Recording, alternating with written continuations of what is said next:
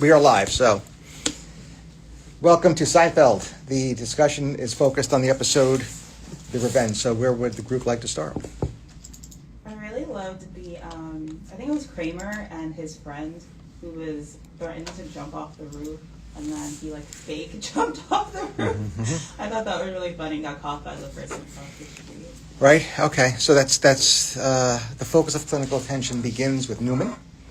All right, so let's say Newman, after the episode, ends up in your office, right? And after your psychiatry clerkship, you have a newfound interest in psychiatry. Years later, you're a psych resident. You're on call, and Newman presents to you with a chief complaint, history of present illness, consistent with the plot of The Revenge. What are some things you want to know? And ultimately, I, of course, want to know your treatment plan, what you think's going on, and what you need to do moving forward.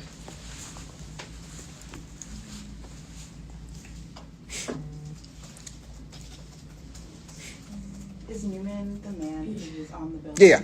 Okay, yeah. So first I want to know if he has a plan, how serious he is about going through with it, and then his history, if he's ever attempted before, how, and then we can talk about his feelings, what's making him think about this. Yep. Not that it is actually contained in this or even prior episodes of the situational comedy, but a clinician, just to kind of put some clinical terms to what you just described, often inquires about prior suicide attempts, prior suicidality, and that would also include not only attempt, but intent and plan, right? So a three-parter under that broader term, suicidality. And then non-suicidal self-injury. And in the literature, and that's research included, these are behaviors during which there is not a clear intent to die, right? Non-suicidal self-injury. Let's say that Newman, again, not part of the episode, but now part of your clinical encounter. Let's say that Newman is vague with providing you some of the details about his prior psychiatric history, that you come to the conclusion, you render the medical opinion that there is likely some evidence of non-suicidal self-injury, but otherwise don't feel as if there is any history of suicidality or prior suicide attempts in particular, okay? He also does not provide clinical evidence of ever having had a psychiatric diagnosis or being formally assessed by a psychiatrist. All right, so what are your next thoughts in terms of aftercare plan or any treatment plan you want to put in place for him? I think, definitely looking at some of the suicide risk factors. He's male. I actually don't know how old he is in the show, but kind of seeing knowing asking about alcohol use to kind of get into those risk factors as well, how much support he has, since he doesn't have an organized plan that's not kind of part of that picture, as well as some of the other risk factors like this, having no spouse or sickness. Yeah, and that's a great place to start. And again, I'll put words in your mouth because you just said it. Beyond establishing safety, you have to also assess risk. And they're not the same thing, right? So the risk assessment is twofold. Number one is looking at the suicide risk factors. Those are the same risk factors for violence, in this case, violence towards self, and provide an overall assessment. Modest risk. An individual in your care in this situation will never be at zero risk. Modest risk, intermediate, high, and imminent. So think about them in 4 stages. After you discuss your assessment with your patient and perhaps even their family, then you look at the modifiable risk factors that contributed to your overall assessment and a treatment plan for every single one of those modifiable risk factors. Right? Now, if the individual is not at imminent risk, you're going to have to make a medical decision as to where care is going to be provided. Is it going to be provided as an outpatient or at a level that is no less restrictive than an inpatient psychiatric unit? And that assessment begins at the highest risk and then even down, right? Imminent risk, straightforward. There's nothing you can do there but provide them a safe environment, inpatient. And whether or not at high risk, that same DISPO planning holds true. It's everything to do with your care in addressing those modifiable risk factors and where you feel as though that is the safest. All right. Other observations, Newman. Let's say now this patient, it's disclosed somehow. Either he tells you as a self-report or others. This is not only is it not imminence, but you have reasons to suspect that a non-suicidal self-injury is a result of his consciously making an effort to deceive you. This was all made up. What about your differential now? And let's say your working diagnosis is major depressive disorder, which I think is fair. Right? Now, whether or not he'll meet criteria now, it's a separate discussion. What's going through your mind now as a clinician?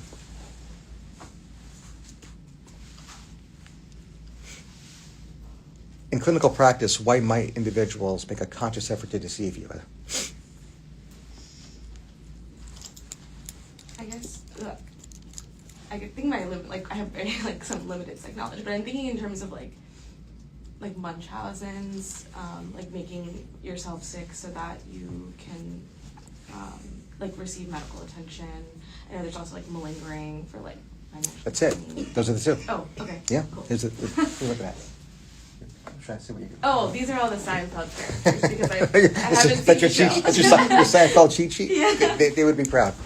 That's exactly what the differential would be. If an individual presents to you with a chief complaint, a symptom or a set of symptoms, and you upon your investigation, your clinical workup, you find that they have made a conscious effort to deceive you, your differential diagnosis is twofold. Either they have a condition called factitious disorder, formerly known as Munchausen's, or malingering.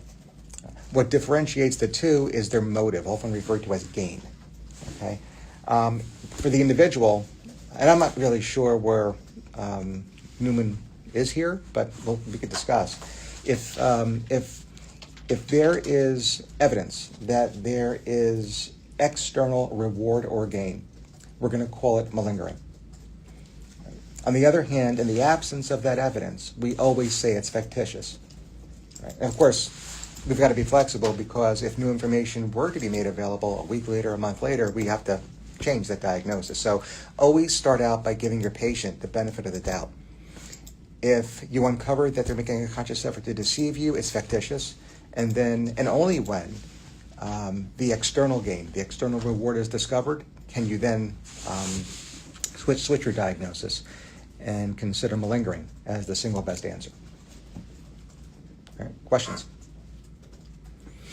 Factitious imposed on another is the new diagnosis formerly known as Munchausen's by proxy or factitious by proxy. So there's been some evolution to the terminology. Factitious imposed by another, formerly Munchausen's by proxy, which is not going on here. Any other observations, final observations for the character Newman, the revenge?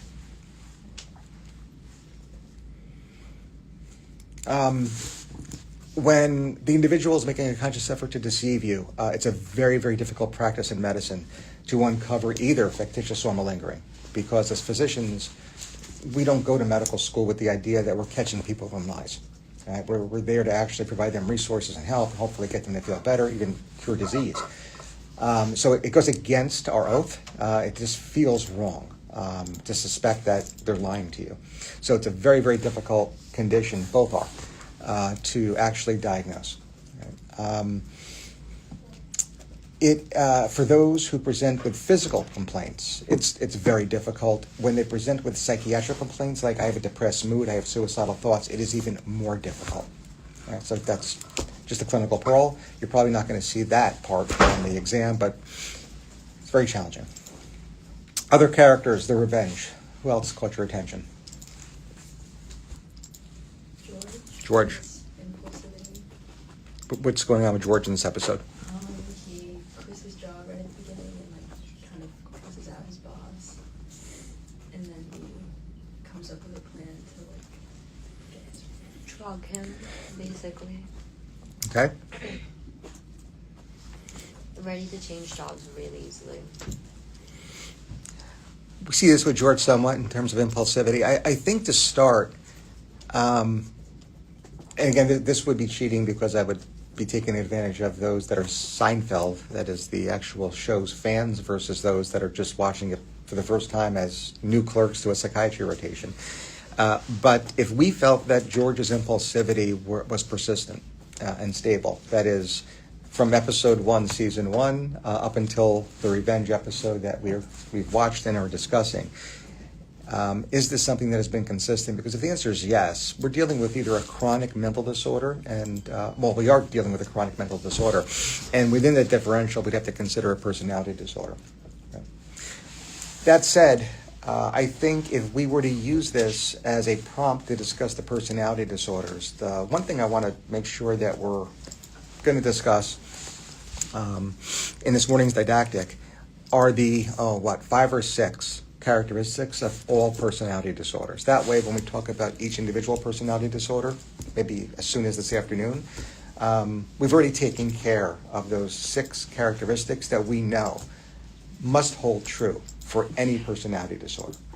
So what are those 6 characteristics that we can get out of the way this morning, and then for the rest of your rotation, understand that they apply for every single personality disorder we'll discuss, whether live patient encounters or through fictionalized patient accounts in film. The symptoms are present like throughout all environments that the person encounters. Right? So it must cross social settings in a cross-section of time. Right? So if, not that I'm pointing fingers, but if certain clerks were mean and angry, but once they left the hospital today, they were, quote-unquote, a completely different person. That's not a personality. Right? So it must cross social settings. Right? So that's number 1. Number 2, I already said, it's got to be stable over time, right? Pervasive pattern over time. So that's number 2. I think we have 4 more. Is it only in adults? No. There's only a single personality disorder that is an adult-only disorder. Okay. Which one is that? Yeah. Like substance use. Yeah. I mean, if you came, not that you would, but if you came into school intoxicated under the influence and your personality variables were intensified, even your attending psychiatrist should not draw clinical judgment on who you are, right? So it can't be due to the direct and physiologic effects of a substance. 3. Medically induced. Like medically induced. Similarly, the characteristics cannot be due to the physiologic effects of an underlying medical condition. Even when we have a cold, sometimes we just have a different personality change. That's not a personality thing, right? So that's 4. 2 more.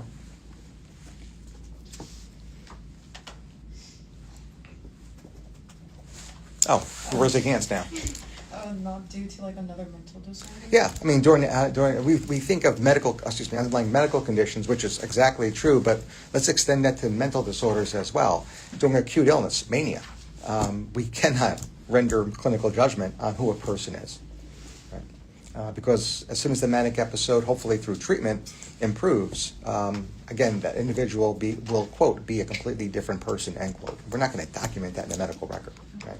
And then the final one is that it must be clinically significant, right? It must cause, like any other mental disorder, it must cause that its personality disorders cause clinically significant distress or impairment in functioning, like any other mental disorder. Well, there are some rare outliers, but we'll discuss them at another time. Those are the 6 characteristics that will apply to every single personality disorder. When we talk about antisocial, for example, whether it's later on this afternoon, whether it's next week, we will automatically attribute what we just discussed to that and every other disorder published in the personality disorders chapter. Right? All right. Final thoughts? What are the characters you want to discuss?